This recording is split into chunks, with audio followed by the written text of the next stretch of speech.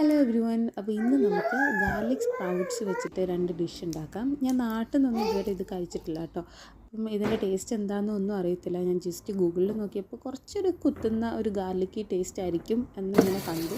ഞാൻ കുറച്ച് യൂട്യൂബ് വീഡിയോസൊക്കെ എടുത്ത് നോക്കി എന്താ ഉണ്ടാക്കാൻ പറ്റുക. അപ്പം ഞാൻ വിചാരിച്ചു എന്താ ടേസ്റ്റ് ഒന്നും അറിയാത്തതുകൊണ്ട് ഒരു തോരനും ഒരു സ്റ്റിർ ഫ്രൈ ഉണ്ടാക്കാമെന്ന് വിചാരിച്ചു.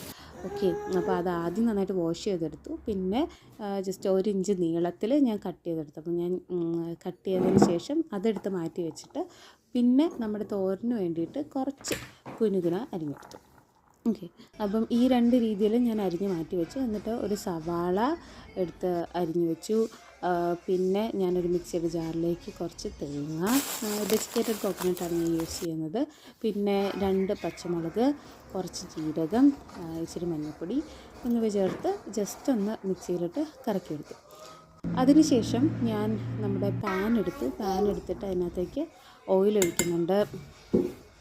ഓയിലൊഴിച്ച് അതിലേക്ക് കടുക് വറുക്കാൻ പോവാണ്. അപ്പോൾ ഓയിലൊന്ന് ചൂടാക്കുന്ന സമയത്ത് ഞാൻ ജസ്റ്റ് ഒന്ന് നമ്മുടെ പുറത്തുള്ള വ്യൂ ഒക്കെ ഒന്ന് കാണിക്കാമെന്ന് വിചാരിച്ചു. മുന്നിലൊക്കെ കുറച്ചുകൂടെ ഭംഗിയാണ്. ഞാൻ ജസ്റ്റ് ഒന്ന് ക്വിക്കായിട്ടൊന്ന് കാണിക്കാമെന്ന് വിചാരിച്ചു. ഇനിയുള്ള വീഡിയോസിലൊക്കെ ബാക്കി കാണാം.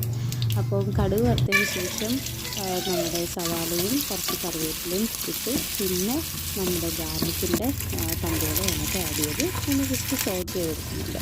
അപ്പോൾ അത്യാവശ്യം ഒന്ന് ചെറുതായിട്ടൊന്ന് ആഡ് ചെയ്തതിന് ശേഷം ഞാൻ അതിലേക്ക് കുറച്ച് ഉപ്പും ചേർത്ത് നമ്മുടെ അരപ്പ് ചേർത്ത് അതൊന്ന് സോട്ട് ചെയ്ത് മൂടി വെച്ച് വേവിച്ചെടുക്കാം. അപ്പോൾ ഇത്രയുള്ള ശരിക്കും നമുക്ക് തോരനുണ്ടാക്കാനായിട്ടുള്ള പരിപാടി എളുപ്പമാണ്.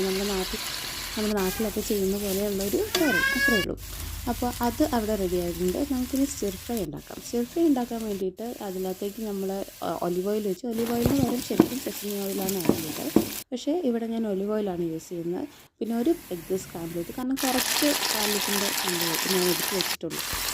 പക്ഷേ അപ്പം അതിലേക്ക് നമ്മുടെ ഗാർലിക്കിൻ്റെ തണ്ട് ആഡ് ചെയ്ത് കുറച്ച് ഉപ്പും ഇട്ട് സോട്ട് ചെയ്യുന്നു. പിന്നെ അതിനകത്തേക്ക് കുറച്ച് സോയ സോസും പിന്നെ ആ എഗ്ഗും ആഡ് ചെയ്തിട്ട് കുറച്ച് കുരുമുളക് പൊടിയും കൂടി ഇടുമ്പോഴത്തേക്കും നമ്മുടെ സ്റ്റിർ ഫ്രൈ റെഡിയായി. ജസ്റ്റ് ഒന്ന് വാടി ഒന്ന് ഫ്രൈ ആയിട്ട് കിട്ടിയാൽ മതി. വളരെ സിമ്പിളാണ്.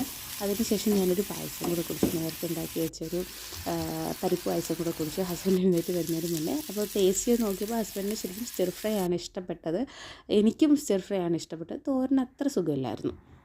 അപ്പോൾ ഓക്കെ.